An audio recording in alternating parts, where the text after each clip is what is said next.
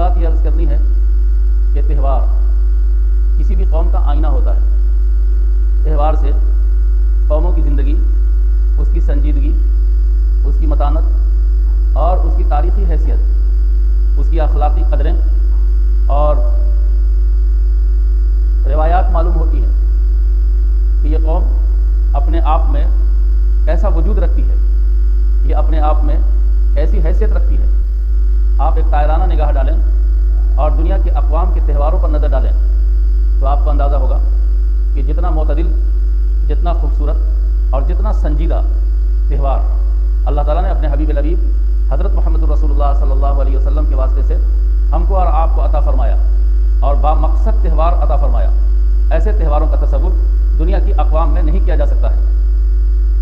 رسول اللہ صلی اللہ علیہ وسلم نے ہمارے لیے جو تہوار مختص کیا، اس تہوار میں خوشبو کو پسند کیا، اس تہوار میں صفائی ستھرائی کو پسند کیا، اس تہوار میں سنجیدگی و متانت کو پسند فرمایا، اور بازاروں کی زینت بننے اور راستوں کو دردناک اور کربناک بنانے کے بجائے پوری ملت اسلامیہ کو کہا کہ آپ سج دھج کر کے، بن سنور کر کے، اپنی حیثیت و وسعت کے مطابق اچھا خوبصورت زیب لباس پہن کر کے آپ بازار کی زینت نہ بنیں، آپ سینما گھروں کی زینت نہ بنیں، بلکہ آپ اللہ کی بارگاہ کی طرف دوڑیں. اللہ تعالیٰ آج آپ کو اچھے لباس میں اور پوری ڈسپلن کے ساتھ، پوری تہذیب و تمدن کے ساتھ اور شریعت و شرافت کے ساتھ آپ کو دیکھنا چاہتا ہے. اس لیے اللہ پاک نے بازاروں میں نہیں بلایا بلکہ اپنے گھر میں بلایا، اور بڑی سنجیدگی کے ساتھ اور پھر اللہ کے ناموں کا ذکر کرتے ہوئے اللہ کی بارگاہ میں آئے. چنانچہ آپ دیکھیے کہ پوری دنیا میں مسلمان آباد ہیں اور ان کے لیے صرف اور صرف 2 تہوار ہے، تیسرا کوئی تہوار نہیں ہے. اگر تہوار کے نام پر کوئی تیسری چیز منائی جاتی ہے وہ در حقیقت خرافات ہے، تہوار نہیں ہے. اسلام میں صرف اور صرف 2 تہوار ہیں، ایک کا نام عید الفطر ہے اور دوسرے کا نام عید الاضحیٰ ہے، جس کے لیے ہم اور آپ یہاں جمع ہوئے ہیں.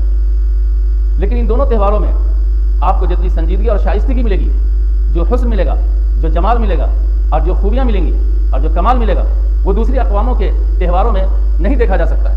آپ خود جس ملک میں رہتے ہیں، اس ملک میں مختلف مذاہب اور مختلف خیالات کے لوگ رہتے ہیں، لیکن وہ لوگ تہوار کرتے ہیں. تو تہواروں کے زمانے میں ہم تو آپ تو دشواری میں پڑتے ہی ہیں.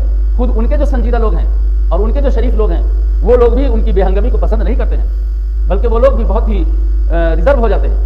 اور ہم لوگ تو اتنے محتاط ہوتے ہیں کہ ان کے تہوار کے ایام میں گھر سے باہر نہیں نکلتے ہیں، بہت محتاط ہوتے ہیں. ان کے تہواروں میں دوسروں کے لیے اذیت ہے، راستوں کو مشقت میں ڈالنا ہے، اچھلنا اور کودنا ہے، کھیل اور تماشا کرنا ہے. لیکن ہمارے ہاں جو تہوار جناب محمد رسول اللہ صلی اللہ علیہ وسلم نے دیا، اس میں حسن ہے، اس میں جمال ہے، اس میں خوبیاں ہیں، اس میں سنجیدگی ہے، اس میں متانت ہے، اس میں وقار ہے، اس میں اعتبار ہے، اور سب کے سب اللہ کی بارگاہ میں حاضر ہو کر کے اس موقع پر بھی سراپا شکر سے پاس بن جاتے ہیں. حضرت نبی کریم صلی اللہ علیہ وسلم جب مکہ المکرمہ سے مدینہ منورہ ہجرت کر کے تشریف لائے تو نبی رحمت صلی اللہ علیہ وسلم کی تشریف آوری سے پہلے کچھ لوگ مسلمان ہو چکے تھے. حضور پاک صلی اللہ علیہ وسلم بعد میں گئے. آقا صلی اللہ علیہ وسلم کی دعوت توحید کی جب خبر وہاں پہنچی تو کچھ لوگ وہاں پہلے سے مسلمان ہو چکے تھے. رسول اللہ صلی اللہ علیہ وسلم تشریف لے گئے. وہاں جانے کے بعد دیکھا کہ لوگ کچھ کرتے ہیں، کھیلتے ہیں. تو نبی رحمت صلی اللہ علیہ وسلم نے اہالیان مدینہ سے پوچھا کہ ان دنوں میں آپ کیا کرتے ہیں؟ تو اہل مدینہ نے کہا کہ یا رسول اللہ، ہم لوگ زمانہ جاہلیت میں تہوار کے نام پر، خوشی کے نام پر کھیلتے تھے، تماشا کرتے تھے. وہی رسم، وہی رواج ہے جو اب تک چلا آ رہا ہے اور ہم اسی کو برت رہے ہیں. نبی رحمت صلی اللہ علیہ وسلم نے ارشاد فرمایا کہ میں تم کو پاکیزہ تہوار دیتا ہوں، اچھا تہوار دیتا ہوں. چنانچہ یہ عید الفطر اور عید الاضحیٰ کے تہوار رسول اللہ صلی اللہ علیہ وسلم نے بتایا. اور پھر اس کے بعد سے اسلام میں یہی 2 تہوار رہا، تیسرا کوئی تہوار نہیں ہے، کوئی پرب نہیں.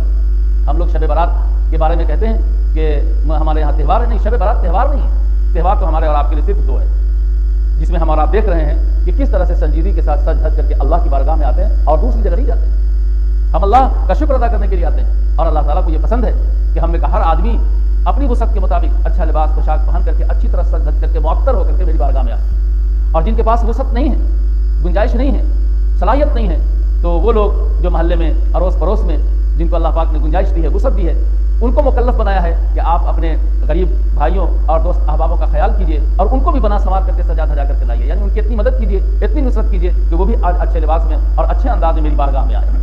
تو گویا کہ یہ جو عید اور بقرعید کا تہوار ہے، یہ تہوار بھی دنیا کی تمام اقوام کے لیے دعوت فکر و عمل ہے. دعوت فکر و عمل صرف تہوار کی بنیاد پر اگر دنیا غور کر لے، دنیا سوچ لے کہ دوسری اقوام کے پاس جو تہواروں کا سسٹم اور نظام ہے اور اسلام نے جو سسٹم اور نظام دیا ہے اس کی پالیسی اور اس کی حکمت عملی اور اس کی قوت پر اگر غور کر لے اور فکر کر لے تو یقیناً اسلام ان کے لیے بھی مؤثر ہوگا اور اسلام سچائی کی راہ بتانے کے لیے معاون اور مفید ہوگا، رہبر ہوگا۔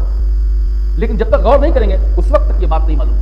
میں بالکل کھول کر واضح طور پر نہیں بتانا چاہتا کہ ہمارے ملک میں جو تہواروں کا ایک انبار ہے ان تہواروں کو بھی دیکھیے اور خود اپنے تہواروں کو کہ کس طرح اسلام نے ڈسپلن کے ساتھ، تہذیب و شرافت کے ساتھ اس تہوار کو انجام دینے کی تعلیم اور تلقین فرمایا۔ اللہ تعالیٰ ہم کو اور آپ کو اور ہمارے گھرانے کو اور ہمارے گاؤں سماج کو اس تہوار کی خوشیاں اور اس کی مسرتیں نصیب فرمائے، عطا فرمائے۔